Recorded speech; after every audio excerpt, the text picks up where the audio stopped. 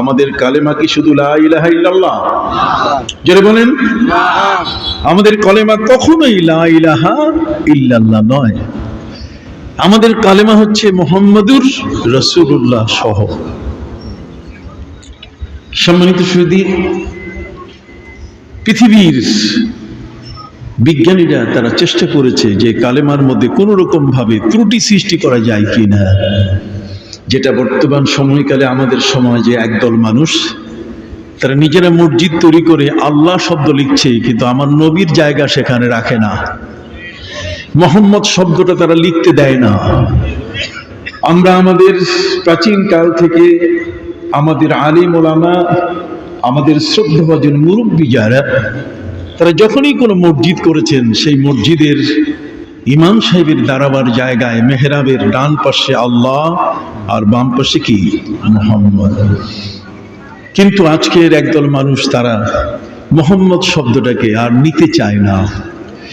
মুহাম্মদ সাল্লাল্লাহু আলাইহি ওয়াসাল্লামকে তারা আর তাদের মসজিদে আল্লাহ শব্দের পাশে কত বড় তফাৎ সেখানেও তারা লিখতে রাজি নয়, কারণ তাদের নাকটা গোপাল ভাঁড়ের মতো এত লম্বা যে ওখানে তারা শিরকের গন্ধ পায়। আল্লাহর সাথে নবীকে রাখলে নাকি কি হয়? শিরক হয়।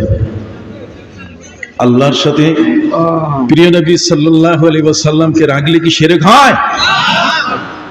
আতিউল্লাহ ওয়া আতিউর রাসূল, মান আতা'আর রাসূল ফাকাদ আতা আল্লাহ। আল্লাহ বলছেন আমার আনুগত্য আগে নয়, আগে হচ্ছে আমার রসুলের আনুগত্য। আমার রসুল শিখাই দিবেন তোমাকে রুকু করতে হবে কিভাবে, সেজদা করতে হবে কিভাবে। আমার রসুল শিখাবেন আল্লাহকে, তিনি কোন জায়গায় নিয়ে যাবেন আল্লাহর পরিচয় দিবেন আমার রসুল। অন্য কারো পক্ষ থেকে সেই পরিচয় নেওয়ার কোনো সুযোগ নেই। বাংলাদেশের কোনো সাংবাদিক যদি আল্লাহর পরিচয় দেয়, সেই পরিচয় আমরা নেব না।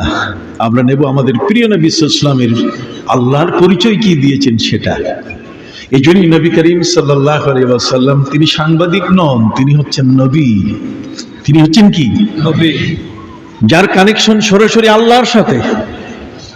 আল্লাহ যার সাথে কথা বলেন, ওয়ামা ইয়ানতিকু আনিল হাওয়া ইন হুয়া ইল্লা ওয়াহয়ুন ইউহা।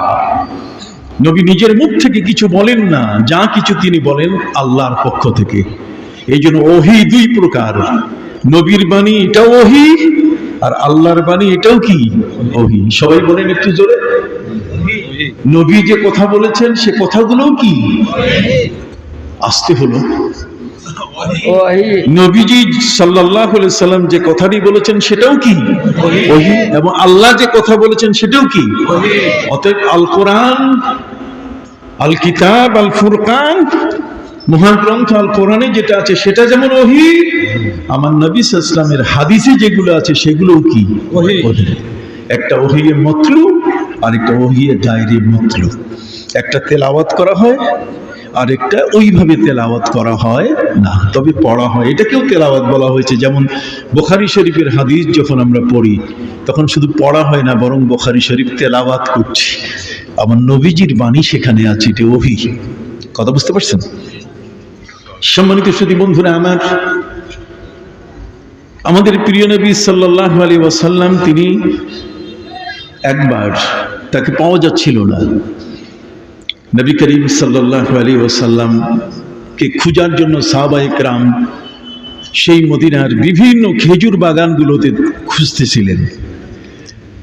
হযরতে আলী রাদিয়াল্লাহু তাআলা আনহু তিনি নবীকে খুঁজতে খুঁজতে বনি নাজ্জার নামক একজন ব্যক্তির খেজুর বাগানে নবীজিকে সেজদারত অবস্থায় পেলেন। হযরতে আলী রাদিয়াল্লাহু তাআলা বললেন, হে আল্লাহর প্রিয় নবী, গোটা মদিনার মানুষের মধ্যে আতঙ্ক সৃষ্টি হয়েছে। চতুর্দিকে ইহুদিরা সন্ত্রাসী কর্মকাণ্ড যারা পরিচালনা করে তারা চতুর্দিকে। অতএব নবীজি আপনি এমন কোন নৃশংস আক্রমণের শিকার হলেন কিনা, কোন অমুসলিম আপনাকে অপহরণ করলো কিনা, কোন অমুসলিম আপনার জীবনের উপরে আক্রমণ করলো কি না। প্রিয় নবী সাল্লাল্লাহু আলাইহি ওয়াসাল্লাম আলীকে বলেন যে আলী, তুমি কি বলতে চাও? আপনাকে না পেয়ে আমরা অস্থির হয়েছি। নিজের সন্তান হারায় গেলে যেমন মা বাবা অস্থির হয়ে যায়, আর প্রিয় নবী সাল্লাল্লাহু আলাইহি ওয়াসাল্লাম হারিয়ে গেলে পুরা দুনিয়া অস্থির হয়ে যায়। সম্মানিত শুধু আমার নবী সাল্লাল্লাহু আলাইহি ওয়াসাল্লাম তিনি বললেন, আলী রে, তুমি কি শুনো নাই আল্লাহ পাক রব্বুল আলামিন আমার সম্পর্কে পবিত্র কোরআনের আয়াত নাজিল করেছেন। পবিত্র কোরআন মজিদে আল্লাহ তাআলা বলে দিয়েছেন, ওয়াল্লাহু ইয়াসিমুকা মিনান নাস। আল্লাহ স্বয়ং আমার পাহারাদার হয়ে গেছেন। এই দুনিয়ার কোনো শক্তি নাই যে দুনিয়ার কোন ব্যক্তি তার অস্ত্রের আঘাতে আমি নবীকে জীবনে শেষ করতে পারবে।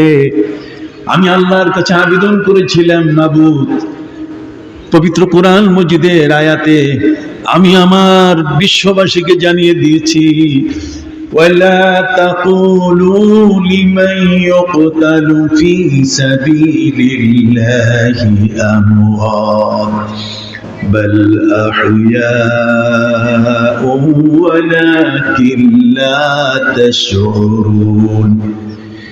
যারা আল্লাহ রাস্তায় জীবন দিয়েছে, শাহাদাত বরণ করেছেন।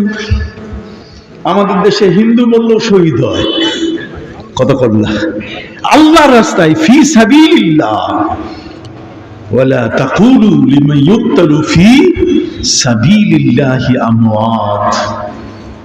যারা মৃত্যুবরণ করেছে আল্লাহর রাস্তায় দ্বীন কায়েম করার জন্য, যারা জীবন দিয়েছে, খবরদার এই সমস্ত ব্যক্তিকে তোমরা মৃত বলো না, এরা শহীদ।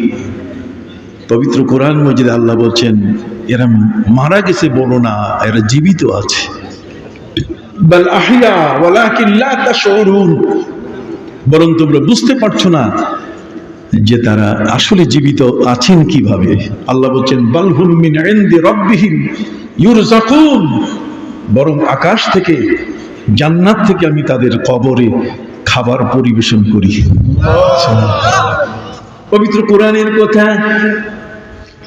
সম্মানিত সুধী, হযরতে সালমান ফারসি রাদিয়াল্লাহু তাআলা আনহু, যিনি আমার প্রিয় নবী সাল্লাল্লাহু আলাইহি ওয়াসাল্লামের দরবারে এসে 325 বছর বয়স, কোন বর্ণনায় বলা হয়েছে 235 বছর বয়সে নবীর দরবারে এসে তিনি তার হাতে কালেমা পড়েছিলেন।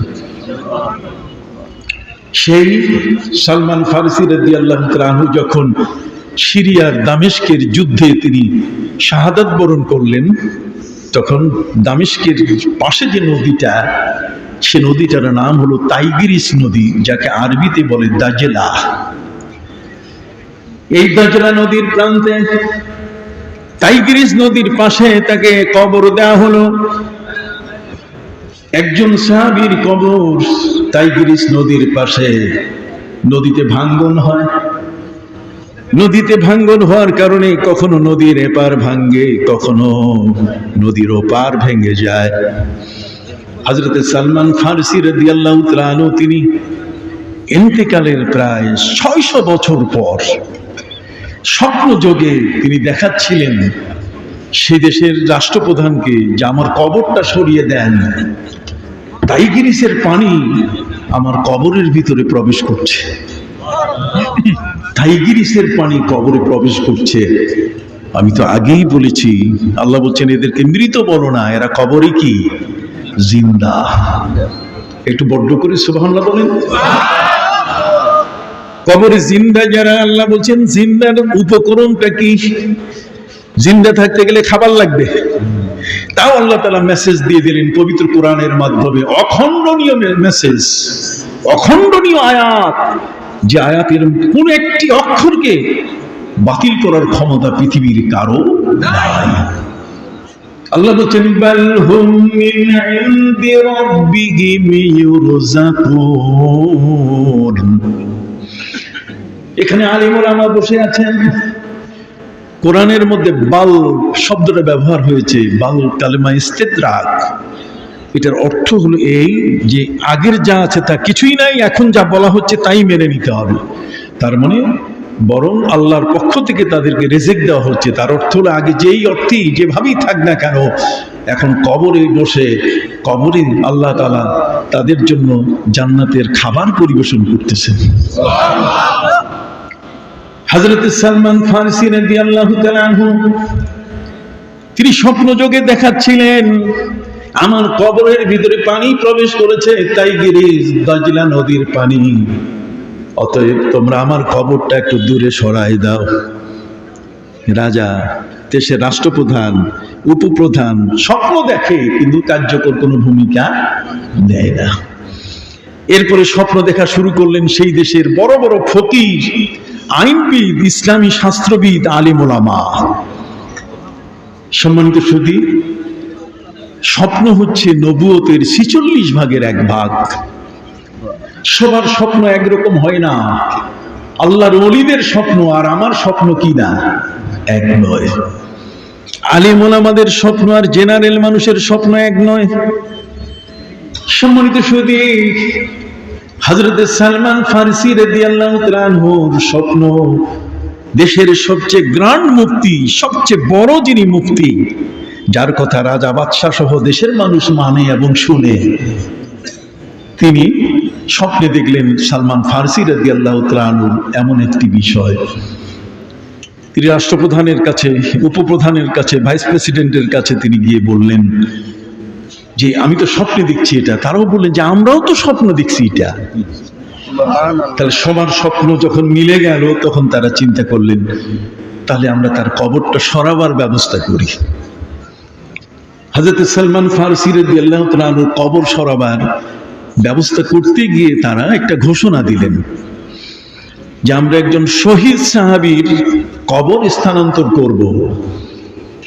আর শহীদ সম্পর্কে পবিত্র কোরআনে বলা হয়েছে যে তারা কবরে জিন্দা, কবরে তাদেরকে আল্লাহর পক্ষ থেকে খাবার দেওয়া হয়। অতএব একজন কবরস্থ শহীদ জিন্দা একজন সাহাবীকে আমরা বের করব। অতএব এই খবর শোনার সাথে সাথে আমরা যদি ওই সময় বাংলাদেশে শুনতাম তো আমরা তো দৌড় দিতাম। কি বলেন, ঠিক না? নবীর প্রতি আমাদের মহব্বত আছে, নবীর সাহাবীদের প্রতি আমাদের সমান মহব্বত। নবীজি বলছেন হুব্বুল আনসারি মিনাল ঈমান, আনসারী সাহাবী তাদেরকে ভালোবাসা ঈমান। নবীর জন্য যারা জীবন দিয়েছেন, সেই মুহূর্তে ঘর বাড়ি ছেড়ে দিয়ে নবীর পাশে এসে হিজরত করে মদিনায় গিয়েছেন, চারটিখানি কথা, এটা সাধারণ কথা, সব কিছু শেষ করে খালি হাতে তারা চলে গেছেন মদিনায়। আল্লাহ বলছেন ওয়ামা ইউহাজির ফি সাবিলিল্লাহ, যারা আল্লাহর রাস্তায় হিজরত করে, দেশ ত্যাগ করে, ইয়াজিদ ফিল আরদি মুরাগামান কাসীরান ওয়া সাআ। আল্লাহ বলছেন হিজরত করার পরে যে স্থানে তারা গেছে খালি হাতে, আল্লাহ বলছেন খালি হাত নয়, আমি তাদের হাতগুলো ডবল নেয়ামত দিয়ে পরিপূর্ণ করে দেব। হযরত সালমান ফারসি রাদিয়াল্লাহু তাআলা আনহু কবর থেকে উত্তোলনের বিষয়টি প্রচারিত হয়ে গেল। ওই মুহূর্তে অমুসলিমরা যার যার তারা, মুসলমানদের দাবি হচ্ছে যে শহীদরা জিন্দা, তাহলে দেখি যখন তাকে বের করা হবে তখন তার চোখের পাওয়ার আমরা টেস্ট করব। সুবহানাল্লাহ বলেন, অন্য কিছু নয়। আমরা তো হাত কাটতে পারবো না, আমরা এখানে সিরিঞ্জ দিয়ে রক্ত নিতে পারবো না, তাহলে নবীর সাহাবীর দেহের অবমাননা হবে। কথা বলেন না? তবে চক্ষুটা আমরা পরীক্ষা করতে পারি মেশিন দিয়ে দূর থেকে, যে এই চোখের পাওয়ার আছে কিনা। হযরত সালমান ফারসি রাদিয়াল্লাহু তাআলাকে বের করে যখন কাচের ট্রেতে রাখা হলো, কাচের ট্রে বুঝেন তো, কাচের ট্রেতে যখন রাখা হলো তখন তার চোখ খোলা ছিল।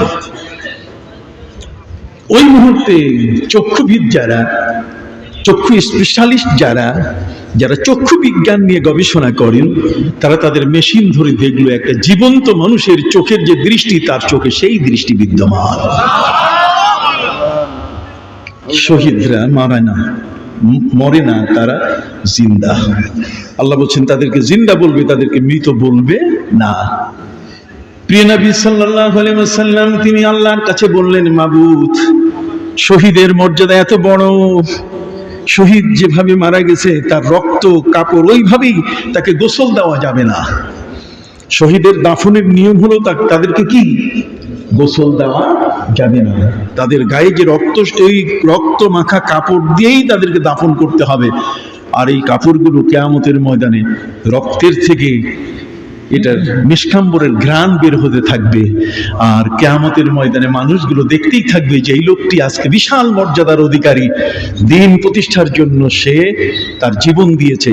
রক্তগুলো থেকে নিষ্কাম্বরের ঘ্রাণ মানুষকে দৃষ্টি আকর্ষণ করবে। সুবহানাল্লাহ বলে। আমার কথা বুঝতে পারতেছেন তো? সম্মানিত সুধী, প্রিয় নবী সাল্লাল্লাহু আলাইহি ওয়াসাল্লাম আল্লাহর কাছে আবেদন করলেন, আল্লাহ আমিও চাচ্ছি আমার জীবনটা যেন এরকম হয়, সুম্মা উকতালু সুম্মা উহইয়া সুম্মা উকতালু সুম্মা উহইয়া, আমি যেন শহীদ হয়ে যাই, আবার জীবিত হব, আবার শহীদ হব। সহিহ বুখারীর হাদিস। বারবার আমি শহীদ হব, বারবার আমি জিন্দা হব, আমি এই মর্যাদা চাই। আল্লাহ পাক রব্বুল আলামিন আমার নবীকে বলেন, হে নবী, মর্যাদা তো তার চেয়েও বড় আপনাকে দিয়েছি, আপনি তো আমার নবী। تلك الرسل فضلنا بعضهم على بعض منهم من كلم الله ورفع بعضهم درجات। রাসূলের মধ্যে একজনের উপরে আরেকজনকে আমি প্রাধান্য দিয়েছি, সম্মান দিয়েছি, সম্মানিত করেছি। তার মধ্যে তো আমি কারোর সাথে কথা বলে অন্য জনদের উপরে তার সম্মান বাড়িয়েছি, আবার কারো মর্যাদা সম্মান এত ঊর্ধ্বে করে দিয়েছি যে তার সাথে নাগালে কেউ পারে নাই। আমার নবী সাল্লাল্লাহু আলাইহি ওয়াসাল্লাম পবিত্র মেরাজে কাবা কাউসাইন, তিনি আল্লাহর আরশে গিয়ে আল্লাহর রহমতের কোলে তিনি ছিলেন। সেটি পৃথিবীর অন্য কোন নবীর নসিব হয় নাই। অতএব আমার নবীর সম্মান, আমার নবীর মর্যাদা, আল্লাহ বলছেন ওয়া রাফা বা'দাহুম দারাজাত, আমি কারো কারো মর্যাদা সর্বোচ্চে করে দিয়েছি। অতএব তার সমকক্ষ নবীরাও আগাতে পারেন নাই। সুবহানাল্লাহ বলেন। যদিও প্রিয় নবী সাল্লাল্লাহু আলাইহি ওয়াসাল্লাম নবীদের উপরে তাকে মর্যাদা দিতে নিষেধ করছেন, লা তুখাইয়িরুনি বাইনাল আম্বিয়া ওয়ালা তুখাইয়িরুনি আলা ইউনুস ইবনে মাত্তা ওয়ালা তুখাইয়িরুনি আলা ইব্রাহিম ওয়ালা তুখাইয়িরুনি আলা ইউসুফ লাউলা লাবিস্তু সাজনা লা আজাবতু দাইয়া। নবীজি বলছেন, তোমরা আমাকে ইউনুস নবীর উপর প্রাধান্য দিও না। উনি মাছের পেটে 3 দিন পর্যন্ত অন্ধকারে, মানে 3টা অন্ধকারের মধ্যে, পানির অন্ধকার, মাছের পেটের অন্ধকার আর অমাবস্যার অন্ধকার, 3টা অন্ধকারে সেখানে ছিলেন তিনি। তিনি আল্লাহকে না বলে যখন গ্রাম ছেড়ে দিয়ে অন্য গ্রামে যাচ্ছিলেন, তখন আল্লাহ পাক রব্বুল আলামিন তাকে মাছের পেটে বন্দী করেছিলেন। নবী ইউনূস আলাইহিস সালাম মাছের পেটে বন্দী হওয়ার পর তিনি ভেবেছিলেন যে আমি তো মরে গেছি, আমি তো অন্ধকার জগতে চলে আসছি, আমি ইহকাল থেকে এখন পরকাল, ইহকাল থেকে পরকালে নবী ইউনূস আলাইহিস সালাম তিনি এটা মনে করছিলেন, কিন্তু তার পায়ে ছিল বাতের ব্যথা। নৌকার মাথা থেকে ঝাঁপ দিতে গিয়ে, লাফ দিতে গিয়ে পা কোকড়া করে যখন তিনি লাফ দিচ্ছিলেন, তখন আল্লাহ তাআলা ওই মুহূর্তে সেই দরিয়ার সবচেয়ে বড় তিমি মাছ, হুত, তিমি মাছটাকে আল্লাহ বললেন, যাও, আমার নবী পানিতে পড়ে যেন আহত না হয়, বরং তুমি তাকে মুখে নাও। যখন তিমি মাছ আমার নবীকে, নবী ইউনূস আলাইহিস সালামকে মুখে ধারণ করলো, তখন তিমি মাছের একটা আশা জাগলো যে বহুদিন পরে একটা বড় মোটা সোটা আধার পাইছি, অতএব একে আস্তে আস্তে খাবো। বন্ধুরা আমার, হযরত নবী ইউনূস আলাইহিস সালাম মাছের মুখে, তিনি এখন মাছের আধার। আল্লাহ পাক রব্বুল আলামিন তিমি মাছটাকে হুকুম করলেন, ইয়া হুত ইন্নাহু লাম আজআলহু লাকা রিজকা, রে মাছ, আমার নবী ইউনূসকে তোমার জন্য আমি আধার বানাই নাই, তোমার রিজিক বানাই নাই, বাল জাআলতু বাতনাকা মাসজুনা, বরং তোমার পেটটাকে তার জন্য বন্দিখানা, জিন্দানখানা বানাইছি। তুমি পেটে তাকে রাখো, কিন্তু হজম করতে পারবে না। আমি তোমার ক্ষুধা নিবারণের জন্য আমার নবী ইউনূসকে তোমার মুখে দেই নাই। বড্ড করে বলেন না সুবহানাল্লাহ। দেখছেন, মাছ, মাছের উপরে নোটিশ, একজন নবীকে মুখে নিচ্ছে, আর সেখানে আল্লাহ পাক রব্বুল আলামিন তাকেও তিনি শক্ত করে বলে দিলেন, সতর্ক করে দিলেন, রে মাছ, ইন্নাহু লাম আজআলহু লাকা রিজকা, তোমার জন্য আমার নবীকে আমি রিজিক বানাই নাই, বাল জাআলতু বাতনাকি মাসজুনা, বরং তোমার পেটটাকে আমি জিন্দানখানা, বন্দিখানা বানিয়েছি। হযরত নবী ইউনূস আলাইহিস সালাম ফি যুলুমাতিন সালাস, কোরআন বলছে তিনটি অন্ধকারের মধ্যে নবী ইউনূস, এই তিন অন্ধকারের মধ্যে থেকে তিনি বললেন, আমরা তো বলি বর্তমান কাল, অতীত কাল, ভবিষ্যৎ কাল, কিন্তু মুসলমানের কাল হলো দুইটা, একটা হলো ইহকাল, একটা কি পরকাল। নবী ইউনূস আলাইহিস সালাম তিনি মনে করছিলেন আমি এখন পরকালে, পরকালের ভিতরে আমি এসে গেছি, অন্ধকার ছাড়া আর কিছু নাই। ওদিকে তার পায়ে ছিল বাতের ব্যথা, পাটা আস্তে করে তিনি সোজা করা শুরু করলেন, দেখলেন পা সোজা হয়ে গেল মাছের পেটে। তিমি মাছ তো ছোট না, পৃথিবীর বিজ্ঞানীরা বলেছে আজকের এই জগতের যতগুলো সাগর মহাসাগর আছে তার মধ্যে প্রায় 13 লক্ষ তিমি মাছ বাস করতেছে। এক একটা তিমি মাছ তার দুপুরবেলার খাবার হচ্ছে 25 টন, এত খায়। তার পেটটা অনেক বড় না, আর সেই পেটের মধ্যে একজন নবী। হযরত নবী ইউনূস আলাইহিস সালাম পা সোজা করার পরে তিনি বুঝতে পারলেন, কি রে, আমি তো পরকালে এখনো আসি নাই, আমি এখনো ইহকালে আছি, আমি পৃথিবীর জগতে এখনো আছি, আমি মরি নাই। তিনি আল্লাহর কাছে বললেন, মাবুদ, আমি যেহেতু মরি নাই, তোমার ইবাদত বাতিল হয় নাই, এই অবস্থায় তোমার ইবাদত আমার উপরে ফরজ হয়ে আছে। অতএব ইয়া রাব ইন্নী ইত্তাখাযতু বাতনাল হুত মাসজিদা, হে আমার রব, আমি এই মাছের পেটটাকে মসজিদ বানাইয়া আমি তোমার নামে নামাজ পড়তে চাই। আজ যে করে বলেন সুবহানাল্লাহ। এই আলোচনাগুলো শুনবেন। এখন তো এই আলোচনাগুলো যে লোকগুলো করে ওগুলো তো সিনেমা দেখে, ওরা বিভিন্ন নায়িকার নাম কয়, কথা বল না, ওদের মুখে নায়িকার নাম শোনা যায়। আমরা জীবনে কোনোদিন প্রত্যাশা করি নাই, বরং একজন নবীর নাম শুনলে আমাদের কানগুলো পবিত্র হতো, আমরা সওয়াবও পাইতাম। কি বলেন, ঠিক কিনা? আমি কথা বললে দোষ, কথা কর না, আমি যদি কথা বলি তখন কি হয়ে যায়, দোষ হয়ে যায়। উনি বলেন, আরে বলবো না মানে কি, এটা কি এই চেয়ারটা কি সাধারণ একটা চেয়ার নাকি? এই চেয়ারটাতে ডক্টর কাফিলউদ্দিন সরকার বসার কি যোগ্যতা রাখে? তার চেয়েও কত বড় আলেম আছে এখানে বসতে পারেন। কি বলেন, ঠিক কিনা? অতএব এটা ফালতু একটা চেয়ার নয়, এটা সংসদের, আজকের আপনারা বসে আছেন সব পার্লামেন্টের সদস্য, কথা কম।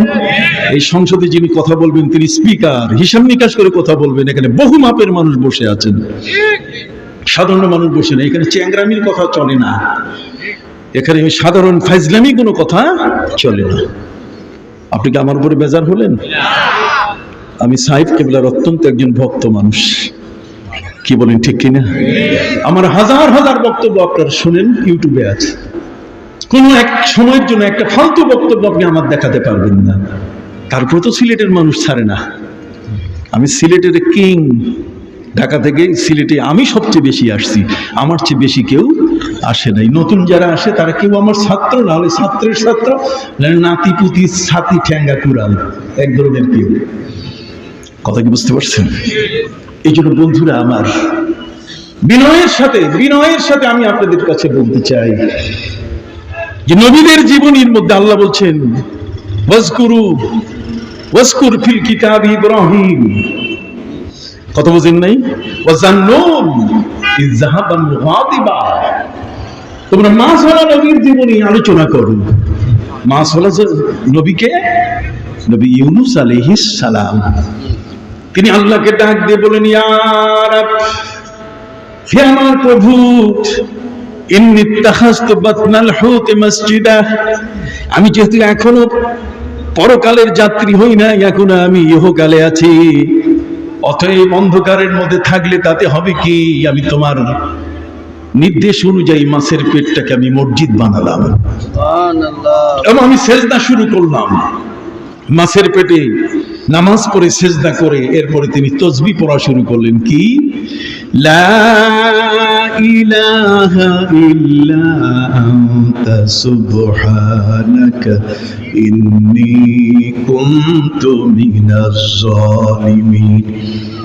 হে আল্লাহ ছাড়া আপনি ছাড়া কোনো মাবুদ নেই, আমি তো আপনার অনুমতি ছাড়া গ্রাম ছেড়ে আরেক গ্রামে যাওয়া শুরু করছি, এটা আপনি পছন্দ করেন নাই, যে কারণে আমাকে আপনি মাছের ভিতরে ঢুকায় রাখছেন। তিনি তাসবিহ পড়তেই আছেন।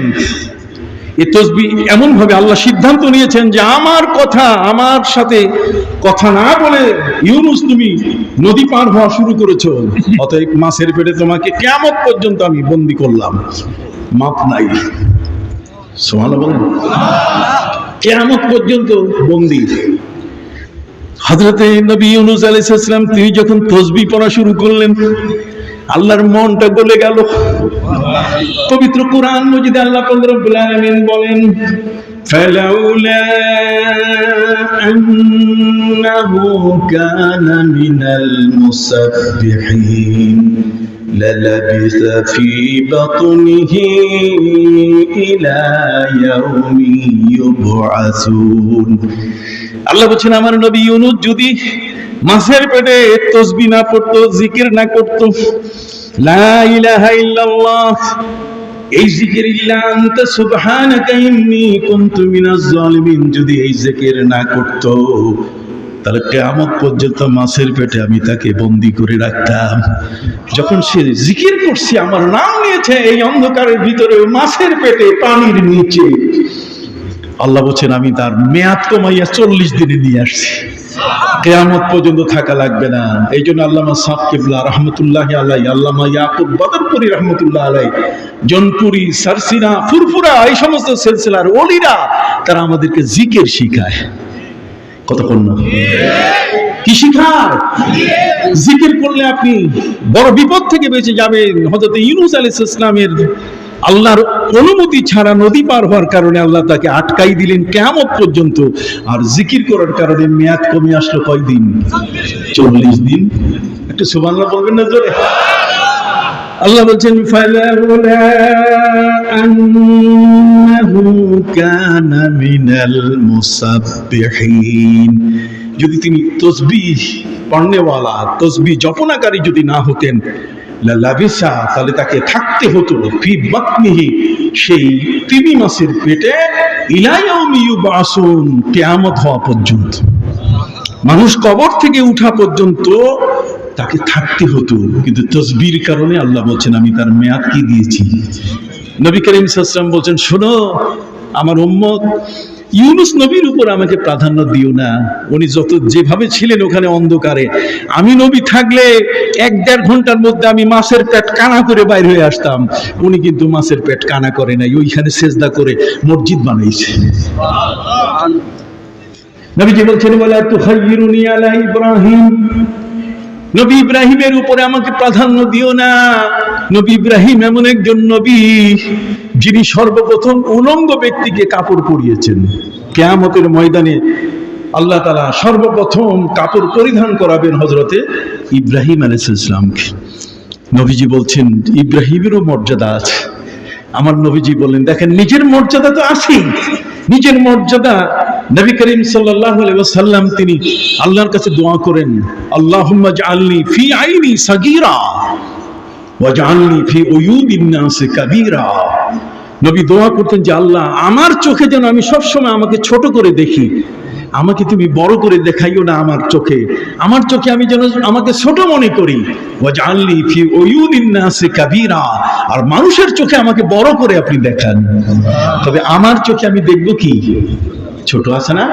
অনেকে আছে বেটা আমার চিনো আমি কে, আছে না? নিজে নিজে গর্ব করে অহংকার করে। নবীজি বলছেন খবরদার, নিজের চোখে সবসময় আল্লাহর কাছে দোয়া করবে যে আল্লাহ আমার সহায় সম্পদ, টাকা পয়সা, অস্ত্র যত কিছু থাক না কেন, তুমি আমার চোখে আমাকে কি করো? ছোট করে দেখাও। আল্লাহুম্মা জাআলনি ফি আইনি সাগীরা ওয়াজআলনি ফি উয়ুবিন নাস কাবীরা, আর মানুষের চোখে তুমি আমাকে বড় করে দেখাও। এই জন্যই নবী করিম সাল্লাল্লাহু আলাইহি ওয়াসাল্লাম তার মর্যাদা ওয়া বাদহুম ওয়া রাফা বাদহুম দারাজাত, নবীর মর্যাদা সবার উপরে। তারপরে তিনি বলছেন খবরদার আমাকে নবী ইউসুফের উপরে প্রাধান্য দিও না। ইউসুফ নবী তিনি জেলখানায় ছিলেন, একজন মানুষ নিরপরাধ ব্যক্তি, তাকে 6 বছর 6 মাস 6 দিন 6 ঘন্টা 6 মিনিট 6 সেকেন্ড অন্যায়ভাবে আটকানো হয়েছে জেলে। হযরত নবী ইউনূস আলাইহিস সালামকে যখন বিচারক বলে দিলেন যে বেকসুর খালাস, তখন তার মুক্তিপত্র যখন জেলের গেটে নেওয়া হয়, জেল গেটে নেওয়ার সাথে সাথে বলা হলো আপনি এখন মুক্ত, বের হয়ে আসেন। আমরা এতদিন হইলে তো লাফাইয়া বাইর হইতাম, কিন্তু হযরত ইউসুফ আলাইহিস সালাম বলছেন না, আমি জেলখানা থেকে বের হব না। ওনাকে জিজ্ঞেস করা হয়েছে কেন? জেলখানায় নিরিবিলি আল্লাহকে ডাকা যায়। উনি জেলখানায় গেছেন, নিরিবিলি আল্লাহকে ডাকা যায়। আমাদের জেলখানায় চোর গেলে ডাকাই ধুয়ে বাইর হয়। কথা বল না, সহবত ওখানে তো খারাপ মানুষের সহবত, যেগুলো বড় বড় ডেয়ারিং, এগুলোর সাথে মিশে মিশে এরাও ডেয়ারিং হয়ে পৃথিবীতে ঘর সেখান থেকে বের হয়। আমি কি অন্যায় বলেছি? যা হোক, আমি খুব সংক্ষিপ্ত ভাবে সময় নিয়ে আপনাদের কাছে কথা বলতে চাই। হযরতে নবী ইউসুফ আলাইহিস সালাম তিনি 6 বছর 6 মাস দীর্ঘ সময় ছিলেন। আমার নবী বলছেন ইউসুফ নবীকে মুক্তিপত্র দেয়া হলো, কিন্তু বের হতে চাইলেন না। আর আমি নবীকে বলে আমি লাফাইয়া বাইর হইতাম, এতদিন থাকে জেলে। তারপরে আমার নবীজি বললেন, নিজেকে তিনি ছোট করে দেখালেন। সুবহানাল্লাহ বলেন। অথচ আল্লাহকে তিনি বলছেন যে আল্লাহ, মানুষের চোখে তুমি আমাকে কি করে দেখাও, বড় করে দেখাও। সেই আল্লাহ সুবহানাহু ওয়া তাআলা আমার নবীর মর্যাদা এত বড় করে দিয়েছেন, আল্লাহু ইয়াসিমুকা মিনান নাস। হে নবী, আল্লাহ আপনার পাহারাদার। নবীজি বললেন হযরত আলীকে যে আল্লাহ আমার পাহারাদার, অতএব কেউ আমাকে শেষ করতে পারবে না। হযরত আলী রাদিয়াল্লাহু তাআলা বললেন, হুজুর সব তো মানুষ, আপনার মহব্বতের সব সাহাবিয়াত সব চোখের পানি ছেড়ে দিয়ে অঝর নয়নে কাঁদতেছে, ঝর্ণা ধারার মতো পানি পড়তেছে। নবী করিম সাল্লাল্লাহু আলাইহি ওয়াসাল্লাম বলে দাও, সবাইকে বলে দাও, মান ক্বালা লা ইলাহা ইল্লাল্লাহ ওয়া আন্নী রাসূলুল্লাহ, যে ব্যক্তি লা ইলাহা ইল্লাল্লাহ বলবে এবং আমাকে রাসূল বলে স্বীকার করবে, দাখালাল জান্নাহ, সে জান্নাতে প্রবেশ করবে। প্রথমে দেখা হয়েছে হযরত ওমরের সাথে। হযরত ওমর খবর শোনার সাথে সাথে বলছেন যে এটা কারো কাছে বলা যাবে না। কথা বল না, তাহলে মানুষ আমল ছেড়ে দেবে। তার বুকে তিনি আঘাত করেছিলেন। যাই হোক, সম্মানিত শুধু যে কথাটি আপনাদের সামনে আমি তুলে ধরছিলাম, এই পৃথিবীতে আমার প্রিয় নবী সাল্লাল্লাহু আলাইহি ওয়াসাল্লাম হলেন উত্তম আদর্শের এক মহান রসুল। এবং সেই উত্তম আদর্শের রসুল তিনি 7 জন রাজা বাদশার কাছে কি লিখছেন? চিঠি লিখছেন। এই 7 জন রাজা বাদশার কাছে তিনি ইসলামের চিঠি দিলেন। যে সময়টাতে খ্রিস্টানরা তাদের দেশ পরিচালনা করছে, অগ্নিপূজক যারা, তারা তাদের দেশ পরিচালনা করছে সারা বিশ্বব্যাপী বিশাল তাণ্ডব। আপনি জানেন বর্তমান সময়কালে পৃথিবীর শক্তিশালী রাষ্ট্রপ্রধানরা কি করতেছে? আরেক দেশের মানুষকে তুলে নিয়ে যাইতেছে, প্রেসিডেন্টকে। কোথায় আমরা বাস করতেছি? কোন জায়গায়? সারা পৃথিবীটা কেমন জানি নানা ধরনের সন্ত্রাসী কর্মকাণ্ডের ভিতরে চলে গেছে। আমি কি ভুল বলেছি? অতএব নবী করিম সাল্লাল্লাহু আলাইহি ওয়াসাল্লাম তিনি সবাইকে ডাকলেন এক কলেমার ছায়াতলে, কোরআনের ছায়াতলে, লা ইলাহা ইল্লাল্লাহ মুহাম্মাদুর রাসূলুল্লাহ, এই কলেমার ছায়াতলে সবাই যদি আসে তাহলে শান্তি আসবে, না হলে শান্তি আসবে না। আর এই কালেমা এমন একটি কালেমা, যে কালেমা বিশাল একটা প্রাচীর তৈরি করে রেখেছে। যেই কালেমা পড়া মানুষ কখনো সিনাগগে যাইতে পারে না। সিনাগগ বুঝেন? সিনাগগ হচ্ছে ইহুদিদের তাদের উপাসনালয়। ইহুদিরা যেখানে গিয়ে যে ঘরে গিয়ে উপাসনা করে, সে ঘরটার নাম হলো কি? সিনাগগ। আর খ্রিস্টানরা যেখানে গিয়ে তাদের উপাসনা করে, এটার নাম হলো গির্জা। কতক্ষণ না? হিন্দুরা যেখানে, সেখানে নাম হলো কি? মন্দির। কতক্ষণ না? ঠিক অনুরূপ ভাবে বৌদ্ধরা যেখানে যায়, সেটা হচ্ছে প্যাগোডা। প্যাগোডা বলেন আর যাই বলেন না কেন, ইসলাম সীমানা দিয়ে দিয়েছে। তাআলাউ ইলা কালিমাতিন, কালেমার সীমানা, অতিলকা হুদুদুল্লাহ ফালা তাতাদুহা, আল্লাহর সীমানাকে লঙ্ঘন করার কোনো সুযোগ নাই, পৃথিবীর কোনো স্বার্থে নাই। আপনার কথা বুঝতে পারছেন? কোনোভাবে যদি এমনটা হতো, আল্লামা সাহেব কেবলা রহমতুল্লাহ আলাইকে বহুবার মন্দিরে গীতা পড়তে দেখা যাইতো, যে এদেরকে আমার মুরিদ বানাবো, এই জন্য আমি সেখানে যাই। আল্লামা সাহেব কেবলা গেছে মন্দিরে যায় গীতা পড়ছে, সাপোর্টার বেড়ে যেত। কথা বল না? না, ইসলামের সীমানা আছে, ইসলামের সীমানাকে ভেদ করে যাবার কোনো সুযোগ। আমি ইসলাম নই, আমি একজন মুসলমান, আমি ইসলামকে অনুসরণ করব। কথা বল না। আমি একজন মুসলমান, আমি ইসলামের সব দাবিগুলো আমি পূরণ করব, তাহলে আমি মুসলমান। ইসলামের দাবিতে সেই বিষয়গুলো আছে কি না, যদি এটা থাকতোই তো নবী করিম সাল্লাল্লাহু আলাইহি ওয়াসাল্লাম তিনি বলতেন যে ঠিক আছে, তোমরা কয়েকদিন আমার মসজিদে আসো, আর আমি কয়েকদিন তোমাদের প্যাগোডায় যাব, তোমাদের সিনাগগে যাব, তোমাদের গির্জায় যাব, তোমাদের মন্দিরে যাব।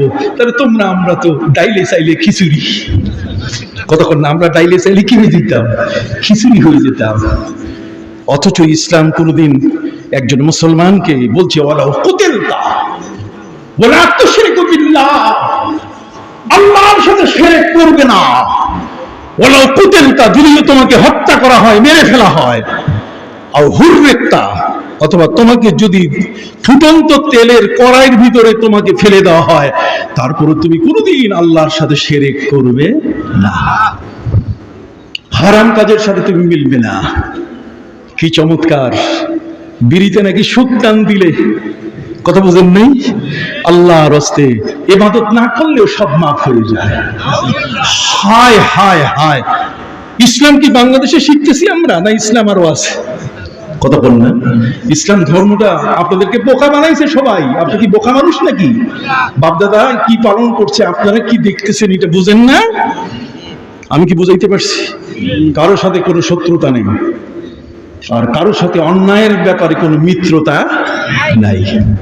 অন্যায়ের ক্ষেত্রে কারোর সাথে কোনো মিত্রতা নাই, বন্ধুত্ব নাই। আমি যদি ইসলামের বাইরে যাই, তাহলে আমিও যেন অপরাধী হিসেবে সাব্যস্ত হই। এই জন্য আমি আমার ভাইদের খেদমতে, বন্ধুদের খেদমতে বিনয়ের সাথে আরজ করতে চাই, নবী করিম সাল্লাল্লাহু আলাইহি ওয়াসাল্লাম তিনি রাজা বাদশাদের কাছে চিঠি লিখলেন কেন? যে তারা সঠিক পথে নাই, তারা শিরক করতেছে। কতক্ষণ না ক্যাথলিক সম্রাট হেরাক্লিয়াস কাছে চিঠি লিখলেন, তারা শিরক করছে, তারা তিন খোদা বানায় ফেলছে। وقال الذين كفروا, কাফেরদের বক্তব্য হলো ইন্নাল্লাহা হুয়াল মাসীহ ইবনে মারইয়াম, আল্লাহ কেউ না, আল্লাহ কেউ না, হযরত ঈসা যিশু খ্রিস্টই আল্লাহ, আর কেউ না। খ্রিস্টানরা তৃতীয়বাদী, কথা বল না। আর সনাতনী ধর্মের যারা, তারা হচ্ছে পুনর্জন্মবাদী। পুনর্জন্ম, মানুষ মারা গেলে আবার রুহটা নাকি ফিরে আসে, আবার আসিব ফিরে ধানসিঁড়িটির তীরে এই বাংলায়, হয়তোবা মানুষ নয় শঙ্খচিল হয়ে শালিকের বেশে, হয়তোবা মানুষ নয় ভোরের কাক হয়ে নবান্নের দেশে। কবি জীবনানন্দ দাশ তার স্ত্রী কি বলছে, তুই কাঁদিস না আমি মরে গেলে। কেন কাঁদবো না, তুমি তো আমার প্রাণের স্বামী। জীবনানন্দ দাশ বলছে না, কাঁদবে না। স্ত্রী বলছে কেন? কয় ধানসিঁড়ির যে নদী আছে, তার বাড়ি ছিল ধানসিঁড়ির পাশে, কয় ধানসিঁড়ি নদীর পাশে তোমার সাথে আমার দেখা হবে মরার পরে। স্ত্রী বলছে ভালো কথা, তাহলে কিভাবে দেখবো তোমারে, তোমার রূপটা কি হবে? আমি কাউয়া হয়ে আসবো। কথা বোঝেন? ভোরের কাক হয়ে নবান্নের দেশে। এই জন্য ইসলাম বলছে কেউ যদি মারা যায়, কাল্লা ইন্না কিতাবাল ফুজ্জারি লাফি সিজ্জিন, কাল্লা ইন্না কিতাবাল আবরারি লাফি ইল্লিয়িন, ওয়া মা আদরাকা মা ইল্লিয়ুন, কিতাবুম মারকুম ইয়াশহাদুহুল মুকাররাবুন। চিৎকারে বলেন সুবহানাল্লাহ। কোন মানুষ যখন মারা যায়, আমরা মুসলমান, মরার পরে আমার রূহ, আমাদের রূহটা হয়তো সিজ্জিনে চলে যাবে, না হলে ইল্লিনে যাবে। ইল্লিন হচ্ছে আল্লাহর আরশের নিচের একটা জায়গা, কথা কন। আর খ্রিস্টানরা হচ্ছে মরলে হয়তো স্বর্গে যাবে, আর না নরকে যাবে। কথা বুঝতে পারছেন? সম্মানিত শুধু এক একটা ধর্মের এক এক চিন্তা ভাবনা। তবে হিন্দু ধর্মের হচ্ছে, আমি জীবনানন্দ দাশের এই কথাটা বলায় ওরা আমার সমালোচনা করে, আচ্ছা তোমাদেরই কথাই তো তোমরা বলছো, আবার আসিব ফিরে ধানসিঁড়িটির তীরে, ধানসিঁড়ি নদীর পাশে ফিরে আসতে চায় মরার পরে, তার মানে কি পুনর্জন্মবাদ না? এটাই ক্ষুদিরাম বলছে। কে বলছে? খুদিরা। একবার বিদায় দাও মা, ঘুরে আসি। একবার বিদায় দাও মা, ঘুরে আসি। হাসি হাসি পড়ব ফাঁসি, দেখবে ভারতবাসী। একবার বিদায় দাও মা, ঘুরে আসি। তার মানে মৃত্যু হয়ে গেলে পরে আবার আমি তোমার কাছে ফিরে আসবো, কখনো সংকোচিল হয়ে, কখনো শালিকের বেশে, শালিক পাখি আছে না, অথবা হয়তোবা ভোরের কাক হয়ে নবান্নের দেশে। এটা হচ্ছে পুনর্জন্মবাদী তারা। আমরা তা নয়, আমাদের ফিরে আসার সুযোগ নাই। মৃত্যুকে জবাই করে দেওয়া হবে, এরপরে আর মৃত্যু হবে না, মৃত্যুকে জবাই করে ফেলা হবে। ভাই কথা কি বুঝতে পারছেন? অনেক লম্বা কথা। বন্ধুরা আমার, ক্যাথলিকরা 3 খোদা মানে, আবার ওই আগুন পূজারীরা যারা, কিসরা যারা, সেই সম্রাট খসরু পারভেজ সে আগুনের পূজা করে। আমার নবী দেখলেন এক পাশে আগুনের পূজা, আরেক দিকে মানুষের পূজা। আর খোদ মক্কা নগরীতে কাবা ঘরে 360টি মূর্তির পূজা। প্রিয় নবী সাল্লাল্লাহু আলাইহি ওয়াসাল্লাম গোটা দুনিয়াটাকে একটা ভেজাল দেখলেন। ওয়া কুনতুম আলা শাফা হুফরাতিম মিনান নার। গোটা পৃথিবীটা এখন আইসিইউতে ঢুকে যাচ্ছে। সারা পৃথিবী এখন আইসিইউতে ঢুকতেছে। একখানে সেরেক হচ্ছে, কথা কন না, একখানে খোদা বানাই নিতেছে, একখানে 360টি মূর্তির পূজা হচ্ছে। আর আমাদের এই দেশের মধ্যে শুধু রাজা বাদশাদের পূজা, আর কি পূজা। প্রিয় নবী সাল্লাল্লাহু আলাইহি ওয়াসাল্লাম সারা বিশ্বকে এখন একটি শান্তির পথে আনতে হবে। কত বড় কঠিন দায়িত্ব, কতক্ষণ শান্তির পথে সবচেয়ে বড় অন্তরায় এই সমস্ত শক্তি, শিরকের শক্তি শান্তির অন্তরায়। শান্তি আসতে দিবে না, তার মূর্তির সামনে মাথা নত করবে। কতক্ষণ ঠিক এমনি করে খ্রিস্টান, ইহুদি কেউ শান্তির পথে এভাবে আসবে না যেভাবে নবী তাদেরকে আনার চেষ্টা করছেন। এই জন্য তিনি ওই সময়ে 7 জন রাজা বাদশার কাছে তিনি চিঠি লিখেছিলেন। তার মধ্যে একটা চিঠি রোমান সম্রাটের কাছে। রোমান সম্রাট আর পারস্য সম্রাট, বর্তমান রাশিয়া আর আমেরিকা যেমন, ঠিক এরকম দা কুমড়া যেমন, ঠিক এমনি করে সেই সময়কালের সবচেয়ে বড় পরাশক্তি হলো খসরু পারভেজ পারস্য শক্তি, আরেকটা হচ্ছে রোমান শক্তি। একজন আরেকজনকে দেখতে পারে না। এই রোমান শক্তি আর পারস্য শক্তি আগুন পূজারীদের সাথে যুদ্ধ শুরু হলো। কতক্ষণ না, এই যুদ্ধের আগে এখন কি পরিণতি হবে, এই পরিণতিকে কেন্দ্র করে শেষ পর্যন্ত এখানে রোমান সম্রাট খ্রিস্টানরা পরাজিত হয়ে গেল অগ্নিপূজক শক্তির কাছে। আগুন পূজারীদের কাছে খ্রিস্টানরা কি হলো? পরাজিত। আপনি বুঝেন তো আমার কথা? পরাজিত হওয়ার পরে তারা মন খারাপ করে, গাল বাঁকা করে আসে যে এখন আমরা তো হেরে গেছি। খ্রিস্টান শক্তি তারা মনে করে আল্লাহর শক্তি, ওরা আগুনকে আল্লাহর শক্তি মনে করে। আগুনের কাছে আল্লাহর শক্তির পরাজয়, মুখ বাঁকা করে আছে খ্রিস্টানরা, কোনো দিশা পায় না এখন কি হবে। ঠিক ওই মুহূর্তে আল্লাহ পাক রব্বুল আলামিন পবিত্র কোরআনে সূরা রোম নাজিল করলেন।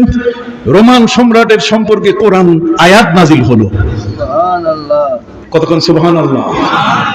সেখানে বলা হলো গলিবাতির রোম ওহুম মিন বাদি গালাবিহিম ইয়াগলিবুন। তারা এখন পরাজিত হয়েছে, তবে অল্প কিছুদিন পরে তারা বিজয় লাভ করবে। মক্কার কাফেররা বলছে যে মুহাম্মদ সাল্লাল্লাহু আলাইহি ওয়াসাল্লাম লেখা নাই, পড়া নাই, কিচ্ছু নেই, উনি এখন যুদ্ধের স্বপ্ন দেখাচ্ছে, জয়লাভের স্বপ্ন দেখাচ্ছে খ্রিস্টানদেরকে। খ্রিস্টানরা ওই মুহূর্তে মুসলমানদেরকে মনে করছে এটা ভালো মেসেজ যে লিল্লাহি বিদিসিনিন ফি বিদিসিনিন, অল্প কয়েক বছরের মধ্যেই খ্রিস্টান সম্রাট পারস্য সম্রাটের উপরে জয়লাভ করবে। এই মেসেজটা কোরআনে আছে। এই কোরআনের একটা সূরাই আছে, সূরাটার নাম কি? আবার বলেন সূরা কি? তাহলে পৃথিবী থেকে বাইরে কি কোরআন কথা বলেছে? হ্যাঁ, আমাদের পরিবার, আমাদের সমাজ, আমাদের রাষ্ট্র, আমাদের জীবন ব্যবস্থা, এটার বাইরে কি কোরআন কথা বলেছে? অতএব এই কোরআন দিয়েই বিচার করতে হবে কে সঠিক আর কে কি বেঠিক, কোন ব্যক্তির বক্তব্য নয়। কথা বল না। আর আমাদের সবচেয়ে বড় সম্মান, সবচেয়ে বড় যাদের কথায় আমরা আমাদের সবকিছুতেই আমরা বিশ্বাস রাখি, সেটা হলো ফুলতলি দরবার। আগামী 15 তারিখে কি বলেন, এই দরবারের ইসালে সোয়াব আপনি যাবেন, বলেন আপনি কি অলিদের মাজারের পাশে যাবেন? ওরা তো বলছে আমরা মাজার পূজারি। কে বলে মাজার পূজারি বেটা? নবী সাল্লাল্লাহু আলাইহি ওয়াসাল্লাম নিজেই বলেছেন, যারা আজকে উমরায় যাচ্ছে, তারা হজে যারা যায়, তারা কি সব মাজার পূজারি নাকি? তারা নবীর রওজায় যায় না? কতক্ষণ না? তারা কি নবীর রওজায় যায় না? তাহলে সমস্ত হাজি মাজার পূজারি হয়ে গেল। নবীর রওজায় জান্নাতুল বাকির জিয়ারত করে, কতক্ষণ না? জান্নাতুল মুআল্লার জিয়ারত করে। এই জিয়ারত করলে সবগুলো মাজার পূজারি হয়ে গেল। জবান ঠিক করো, এখনো সময় আছে। জবান ঠিক করো, ভাষা ঠিক করো। খবরদার, মাজারের পাশে যাওয়ার জন্য নবীজি আমাদেরকে আদেশ করেছেন, কুনতু নাহাইতুকুম আন জিয়ারাতিল কুবুর আলা তাজুরুহা। আদেশ শুধু সাধারণ, এটা কোনো সংবাদ নয়। তিনি বলছেন আমাকে নিষেধ করা হয়েছে কবর জিয়ারত করতে, এখন তোমাদেরকে আমি নির্দেশ দিলাম, তোমরা কবরের কাছে যাবা। মায়ের কবরের কাছে যাবা, বাবার কবরের কাছে যাবা, যে মা তোমাকে পেটে রেখেছে, তোমাকে তোমার পায়ের শব্দ পেলে মা খুশিতে ভরে যায়। তার কবরে অন্যান্য সাথী যারা পাশে আছে শুয়ে, তাদেরকে ডাক দেয়, আমার সন্তান আসতেছে আমার কবরের পাশে, ও কিছু পড়বে, ও কোরআন তেলাওয়াত করবে, সূরা ফাতিহা পড়বে, সূরা ইখলাস পড়বে, 4 কুল পড়বে, কতক্ষণ না? কুল ইয়া আইয়ুহাল কাফিরুন, কুল হুয়াল্লাহু আহাদ, কতক্ষণ না? কুল আউযু বিরাব্বিল ফালাক, কুল আউযু বিরাব্বিন নাস, কুলখানি করবে সে। অতএব কুলখানি করবে, আমার কাছে সওয়াব। তখন পাশের গুলো বলে, আমার তো কেউ আসলো না, তুমিও কিছু সওয়াব আমাদেরকে দিয়ে দিও। সুবহানাল্লাহ বলেন। কবরবাসীদের মধ্যে এক আত্মীয়তা তৈরি হয়, রূহের জগতে একটা কি আত্মীয়তা তৈরি হয়। আগামীতে কখনো যদি আমাকে সুযোগ দেন আপনারা, আমি এই বিষয়ের উপরে ব্যাপক কথা বলবো। আপনি অবাক হয়ে যাবেন যে মাটির নিচে কি আছে, মাটির নিচের মানুষেরা কেমন আছে। কথা বুঝতে পারছে? আমার মা, আমার বাবা, আমার আপনজনরা কেমন আছে। যাই হোক, প্রিয় নবী সাল্লাল্লাহু আলাইহি ওয়াসাল্লামের চিঠি চলে গেল কোথায়? রোমান সম্রাটের কাছে। রোমান সম্রাট উনি বলছেন যে যদি আমি আগুন পূজারীদের উপরে যদি জয়লাভ করি, তাহলে ইটালি রোম থেকে পায়ে হেঁটে বাইতুল মুকাদ্দাসে এসে আমি 2 রাকাত নামাজ পড়ব। জয়লাভ করার পরে 2 রাকাত নামাজ পড়ার জন্য চলে আসছে কোথায়? বাইতুল মুকাদ্দাস, ফিলিস্তিন। রোমান সম্রাট আসছে সেখানে। 2 রাকাত নামাজ পড়ার পরে আপনি দেখবেন ইলিয়া নামক সিরিয়ার পাশে একটা পার্লামেন্ট ছিল, যার নাম হচ্ছে হেমস। নাম কি? ওই হেমসে আসার খবর জেনে আমার নবী চিঠি পাঠাই দিলেন যে যেহেতু কাছাকাছি চলে আসছে, তার কাছে ইসলামের দাওয়াতের চিঠি দিয়ে দাও। প্রিয় নবী ইসলামের চিঠি তার হাতে দেওয়া হলো। এই চিঠি পাওয়ার পরে তিনি বলছেন যে আরবের কোন বণিক দল, আরবের কোন ব্যবসায়ী এই সিরিয়ায় ব্যবসা করতে আসছে কিনা শাম দেশে, এখনকার চায়নার মতো। খুঁজে বের করা হলো আবু সুফিয়ান এবং তার সাথে আরো কয়েকজন, তাদেরকে পার্লামেন্টে দাঁড় করা হলো। রোমান সম্রাট বললেন তার তর্জুমানকে, তার ইন্টারপ্রেটার যে দোভাষী, তাকে বলে দিলেন ফাকুল্লাহু, তার পাশে যারা দাঁড়ায় আছে তার সাথীরা, ফাইন কাযাবানি ফাকাযযিবুহু, যদি সে মিথ্যা বলে আমি প্রশ্ন করব তাকে মুহাম্মদ সাল্লাল্লাহু আলাইহি ওয়াসাল্লামকে নিয়ে। যদি সে মিথ্যা বলে তাহলে তোমরা তাকে সাথে সাথে প্রতিবাদ করবে, বলবে উনি মিথ্যা বলছেন। আবু সুফিয়ান বলছে যে আমি খুব মিথ্যা বলতে চাইছি, ওয়ালাম তুমাক্কিননি লিসানি, আমার জিহ্বা আমাকে সাহায্য করে। ফলে যা আমাকে জিজ্ঞাসা করছে সব হাসা কথা, সত্য কথা বলে দিছি। এই সত্য কথা শোনার পরেই শেষ পর্যন্ত 11টা প্রশ্ন উত্তর হওয়ার পর রোমান সম্রাট উনি কি বললেন জানেন? উনি বলছেন যে তুমি যা উত্তর দিছো তাতে মনে হয় তিনি একজন সত্য নবী। ওয়ালাম আকু ওয়ালাউ ফালাউ আন্নি, উনি বলছে লাউ আন্নি আলিমতু, যদি আমি জানতে পারতাম। এটা পরের কথা, সহিহ বুখারীতে স্পষ্ট করে বলা হচ্ছে যে আমি বুঝতে পারছি, ওয়ালাকাত আলিমতু আন্নাহু খারিজুন, আমি বুঝতে পেরেছি তিনি পৃথিবীতে এসে গেছেন সেই মহানবী। তবে ওয়ালাম আকু আযুন্নু আন্নাহু ফিকুম, তোমরা আরবরা মারামারি করো, তোমাদের মাঝে উনি আসছেন এটাকে আমি বিশ্বাস করতে পারছি না। তোমার প্রশ্নের উত্তরে আমি এখন বিশ্বাস করেছি, অতএব আমি এখানে আছি। লাউ কুনতু ইনদাহু লাগাসালতু আন কাদমাইন, যদি মুহাম্মদ সাল্লাল্লাহু আলাইহি ওয়াসাল্লামের দরবারে আমি এখন থাকতাম, আমি রোমান সম্রাট সবকিছু উজাড় করে দিয়ে পানি ঢেলে ঢেলে মুহাম্মদ রাসূলুল্লাহ সাল্লাল্লাহু আলাইহি ওয়াসাল্লামের দুই পা আমি ধুয়ে দিতাম। তাই নবীর দুই পা ধুয়ে দেওয়ার রাষ্ট্রপ্রধানরাও পর্যন্ত কি ছিল? রাজি ছিল। সুবহানাল্লাহ বলেন। চিঠি পাঠিয়েছিলেন খসরু পারভেজ সেই অগ্নিপূজক সম্রাটের কাছে, সেই চিঠিটাকে টুকরো টুকরো করেছে, পা দিয়ে দলিত মথিত করেছে, নবী করিম সাল্লাল্লাহু আলাইহি ওয়াসাল্লামের চিঠি বাহককে টুকরা টুকরা করেছে। নবীজি বলছেন আল্লাহুম্মা মাজ্জিকহু কুল্লা মুমাজ্জাক, আল্লাহ আমার চিঠি যেমন টুকরা করেছে তুমি তাকেও টুকরা টুকরা করে দাও। এক রাতের মধ্যেই তার ছেলে তার বাবাকেও জবাই করছে, আর তার মায়ের সাথে জেনা করার প্রস্তাব দেওয়ার আগেই তার মা ফাঁসিতে লটকে মরেছে, আর বাপের কোমরে ছিল হালুয়া বিষের, ছেলে খাইয়া সে মারা গেল। অথচ চতুর্দিকে নিরাপত্তা বলয়, র্যাব বলেন, আর্মি বলেন, পুলিশ বলেন, সব বাঁশি হাঁকাইতেছে, কিন্তু ভিতরে কেউ নাই, সব মরে কি শেষ। সুবহানাল্লাহ বলেন। অতএব আমি আর এগোতে পারছি না, এতটুকু কথা বলে আপনাদের কাছে বিনয়ের সাথে বিদায় চাচ্ছি। সম্মানিত সুধী, আল্লাহ পাক রব্বুল আলামিন যে নবীকে আমাদেরকে পাঠিয়েছেন তিনি হলেন উসওয়ায়ে হাসানা, তিনি হলেন সর্বোত্তম আদর্শ। অতএব সেই সর্বোত্তম আদর্শের বাইরে আমাদের যাবার কোনো সুযোগ নাই।